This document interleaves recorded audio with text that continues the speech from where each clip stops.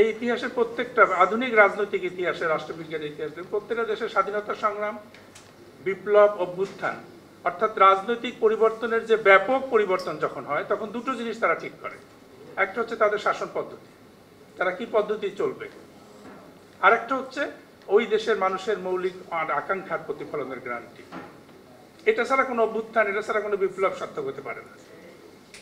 আমাদের স্বাধীনতা সংগ্রামের পরে যে সংবিধান হলো তার মূলনীতিতে অনেক কিছু বলা আছে, সামাজিক ন্যায় বিচার, কিন্তু শেষে বলা আছে এটা আদালত কর্তৃক গ্রহণযোগ্য হবে না, বাস্তবায়ন করা যাবে না।